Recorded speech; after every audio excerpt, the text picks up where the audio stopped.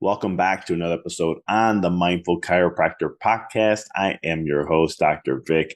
Excited to have you back on as this week I want to dive into something that has come up in a lot of conversations with clients, potential clients, and even offices that I've been covering when we talk about the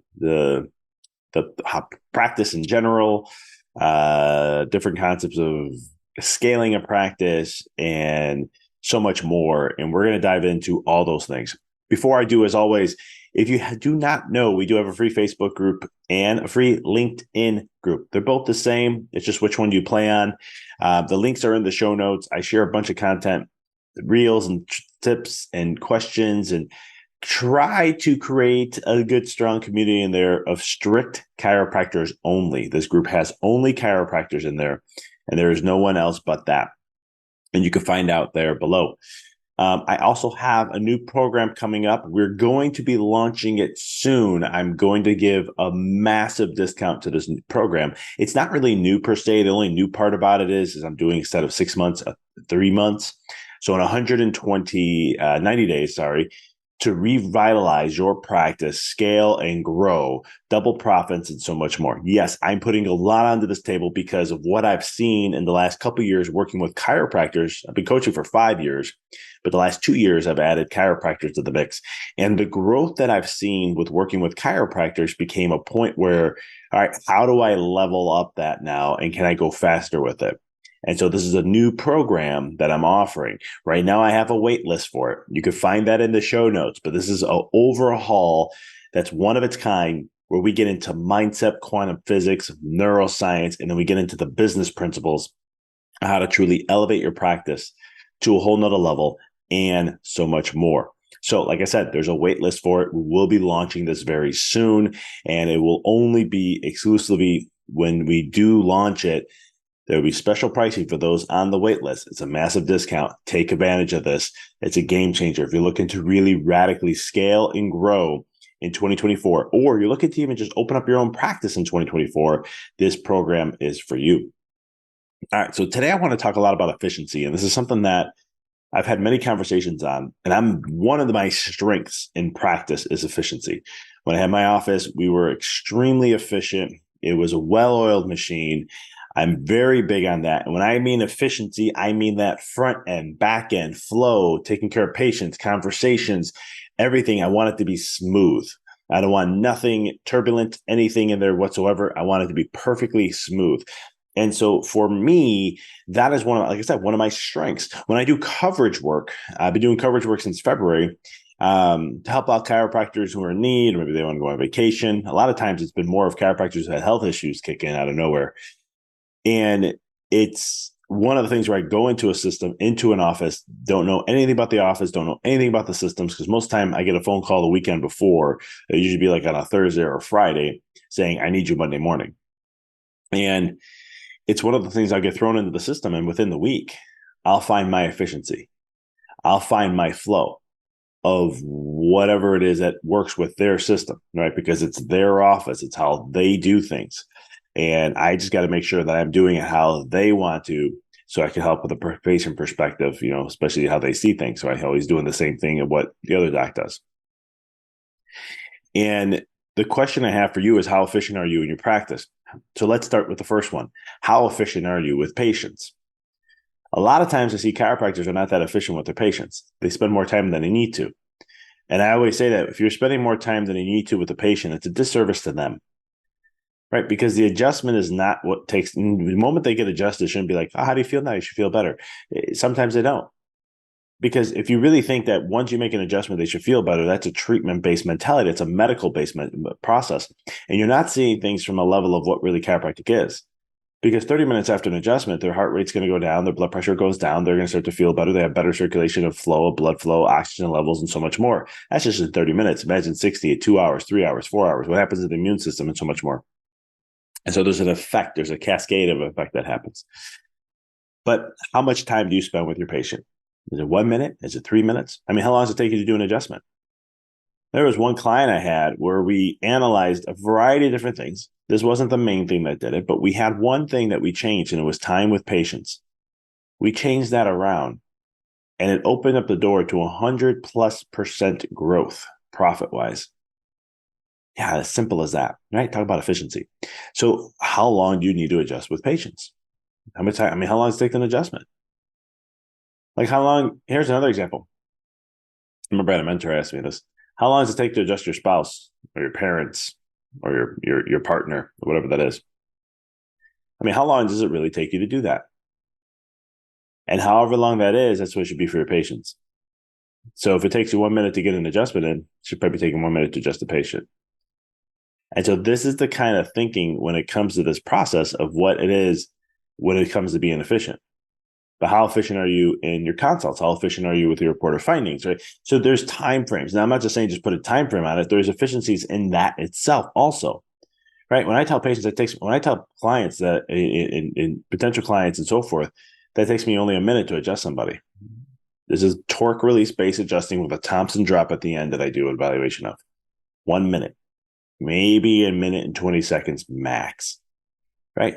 So then you're like, wow, you're just flying through. It's like a machine. No, I spend 2 to 3 minutes with a patient. And they may say, why do you spend 2 to 3 minutes with a patient when you're a minute and 20, a minute and 30? Well, the point is, I do a minute, I'm adjusting them, I'm talking to them, I'm connecting with them. I want to understand the rapport, how they're doing, how they've been responding, any concerns they have, anything along the way.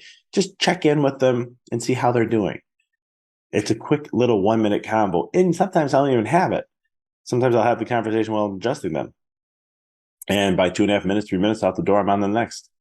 And so for me, my goal is 2 to 3 minutes with a patient.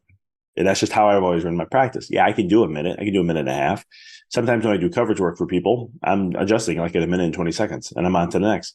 A minute and 20 seconds. So in 5 minutes, I could clear out 4 or 5 patients. I'm not bragging about this. It's just there's different aspects of how you look at it. How do you want to run your practice? I know docs that would just 45 seconds to be done. But they had a system in place to educate and support and so forth. Maybe you want to spend a little more time with them. That's perfectly fine. There's no rules to this.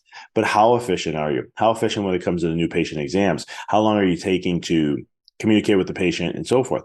I mean, I got to a point where I got tired asking because I had insurance. I had asked certain questions that I could put in there for notes and tracking purposes and so forth. I eventually was like, this is not efficient. I'm wasting time. So what I did is I put it on an intake form. All the questions I would ask were on an intake form they had to fill out. Now, some people complain my intake forms were long. I mean, it was like a 7-8 page intake form, but don't get me wrong. Only the first 2-3 pages were like they really filled out. The other ones were just signing things. But the thing is I had all the questions I needed in there. And they had to answer that. My team was, they were very adamant. Like they highlighted, said, Dr. Vic will not see you unless you fill this information out here. So when I got that information, then I just had to go into what my normal thing was I did with the consult. So my consults went from 15 minutes to 5 minutes. That's great when you look at new patients. I'm saving myself 2, 3, 4 hours a month with new patients. Then you look at when it comes to your exam process, what are you doing that you need to do? And if you have a team, then what is it that you can do? And what can you delegate? Right? It's all about efficiency. Now that's the Chiro doc side, right? There's the team side also that I want to get into a little bit in this episode. So I'm bringing a little bit of that. I'm not going so massively into details of how to do it, but there are ways that you want to look at your systems and just see how can you improve your efficiencies. Now, the second thing is the front desk area and your flow and your checks and balances. Now, we used to do paper and then we went full digital. So we used something like Trello and we created a ton of checklists. We were a checklist fanatic team. I mean, literally every day, Monday morning shift and Monday afternoon shift, Wednesday morning shift, Wednesday afternoon, Thursday morning, Thursday afternoon. We have checklists for all that. What needed to be accomplished, what didn't need to be checked, whose duties was who, whose names are on what, and so forth. We had new patient checklists to know exactly all the things that we had to go through. At the end of the week, we confirmed to make sure they were done and checked and cleared. We had we had report of finding or day 2 checklist of what the doc has to do, what the CAs are going to do, whose CA is responsible for what, who's responsible for entering all this in. I mean, we had systems like this in place. When we went online, it was a lot easier because we can put comments in, we can know when it was done. Remotely, we can look and see what was going on for the week, all the checks and balances, who's been done, how we moved it over. Like there was so much on the back end. And yeah, it takes a ton of time to set these up. But once you have them, it's like, it's so easy to do because now all of a sudden we can know, Hey, did we get the cleaning done on we normally do on Wednesdays? Hey, did we get Wednesday nights? Did we get this done on here on Thursday? Did you have new patients over for? Did we get them set up on the email system? Did we take this person here? We had an inactivation checklist. What do we do with someone inactivates? We go up, it's right there, boom, they make a copy of it, and then they swing it over for that person so we can know who's been done. And then it stays up for, at least 90 days, or sometimes you just leave them there and we just put them in chronological order of dates so that we knew who was activated and when and what and all this other stuff. We had data endpoints that we had to put in so that way we knew our numbers, our KPIs. If you never heard what KPIs are, the key performance indicators. I did a little workshop on that episodes a couple weeks ago. I actually did a workshop on it. Also, if you want a recording of that, just let me know.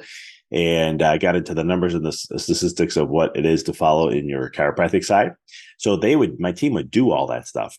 And then it'd just be put on a forum and I could just go and check anytime I needed to.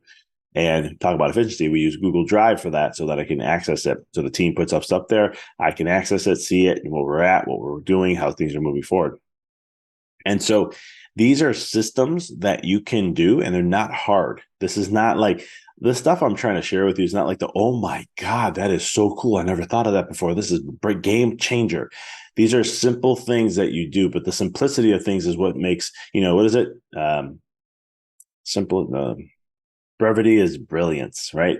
And so when you can keep things as simple and as short and as you can in any aspect when it comes to practice, the less of a headache you have and the more you can streamline things and make things more efficient. And that, again, this is just the front desk type of stuff. I mean, we had many different protocols. I mean, if we wanted to make it, when you talk about efficiency, when a patient calls and we have to get them set up for intake forms, we want it to be efficient as possible. So we just had a link. We say, can we text this over to you or do you want us to email this to you or both? Done. They wanted both. We check off that person because we had a new patient checklist form. So that was all put on there. It wasn't like we had to figure something out. And it was just boom, boom, boom, boom, boom. They get the text, they get the email. We know when they opened it up, when they do an intake form, we know when they were finished with it, and we know when we got it. And then we had an automatic confirmation when we put them in the schedule, right? They get the text message reminders, they get their email reminders. Some people, we pay a pretty penny for it, but at the same token, it was to be efficient to let them know, hey, we know life's busy and we can forget when we're starting to do something new. So here's what we have in our systems to support you: email and text reminders for your adjustments and for anything else that's going on or for your new patient visits and so forth.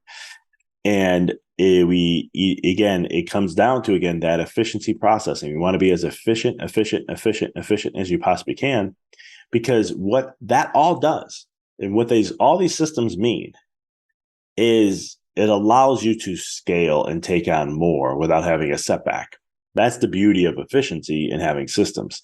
So when you think about this from a level then of so we talked a little bit about the doctor side, we talked a little bit about the front desk side, but even from an examination perspective and how you evaluate stuff, how you take time, even looking at notes, right? How do you do notes?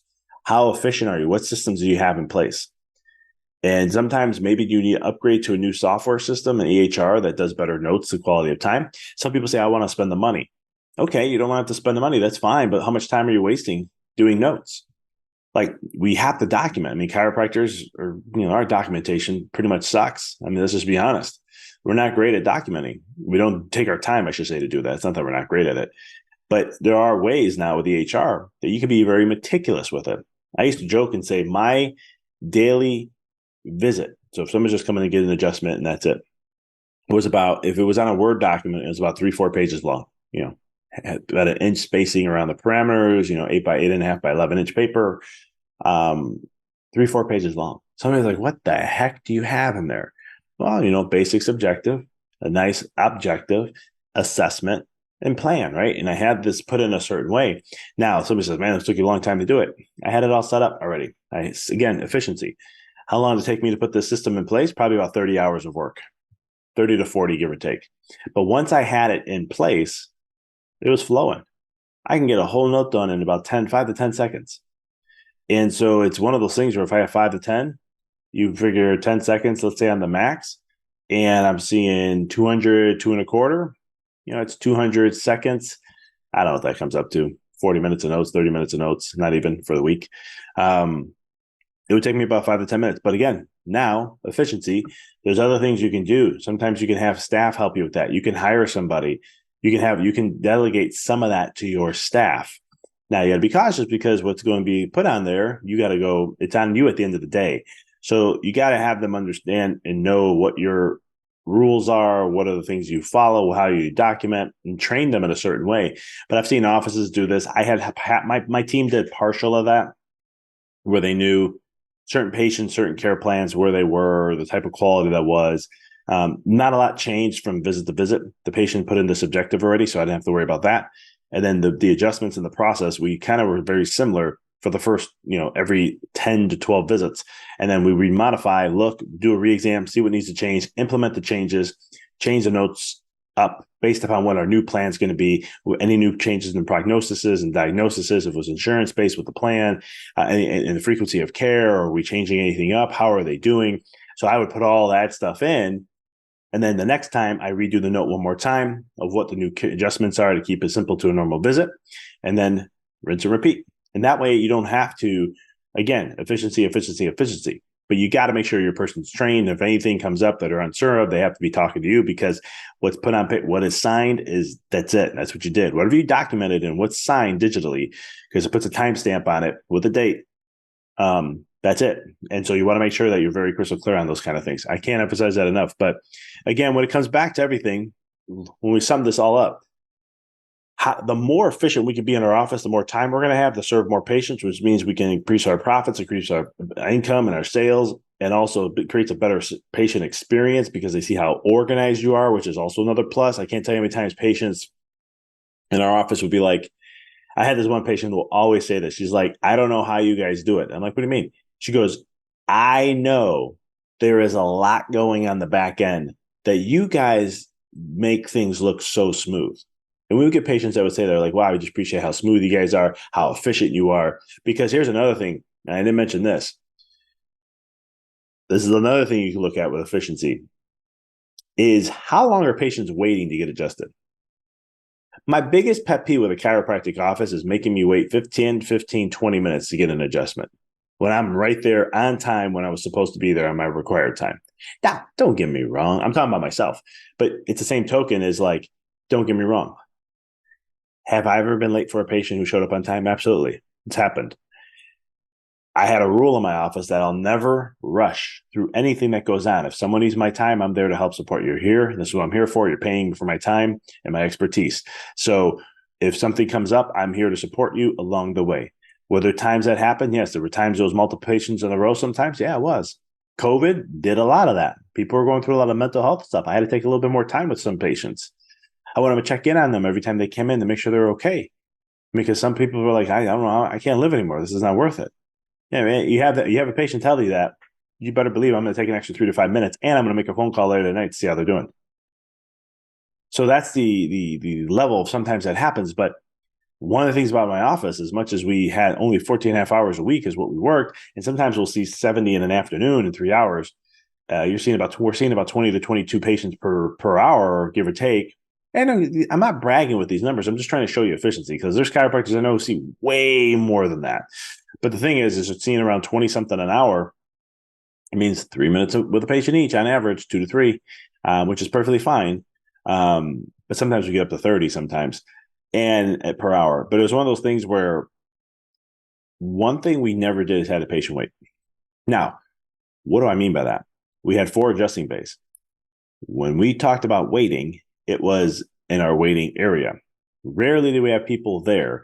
We would move them into rooms as efficiently as we possibly can. And we didn't want to have patients waiting.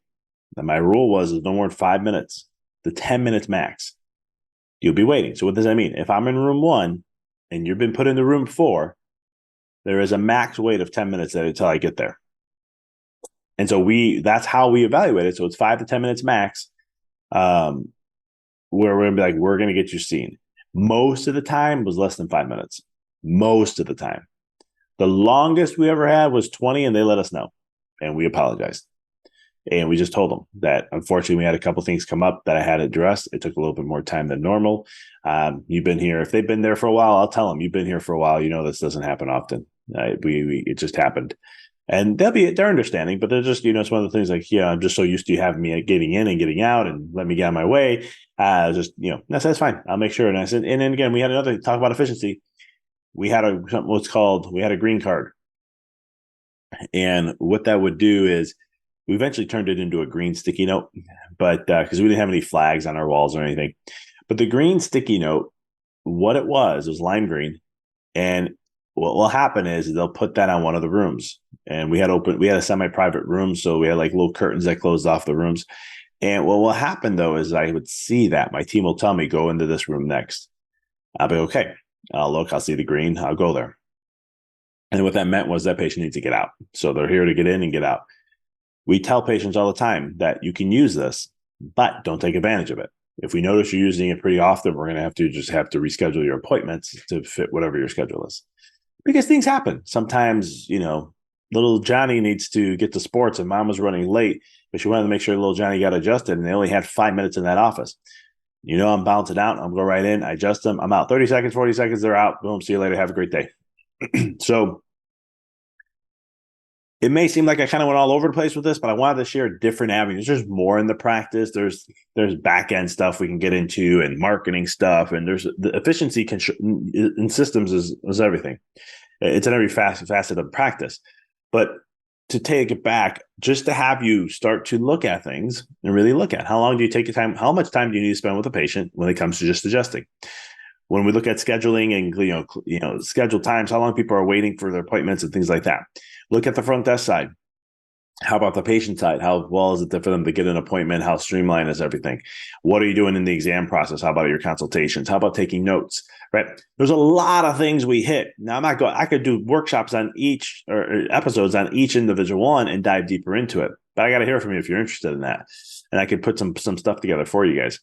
But that's what I have for today. And I'll tell you that the more efficient you get, the more you can grow your business, the more you can scale, the more you can grow that practice, and you can get it to higher levels of where you want. It takes less stress off you and your team and allows you to be more effective in everything that you do. When we can be more efficient, we can show up better.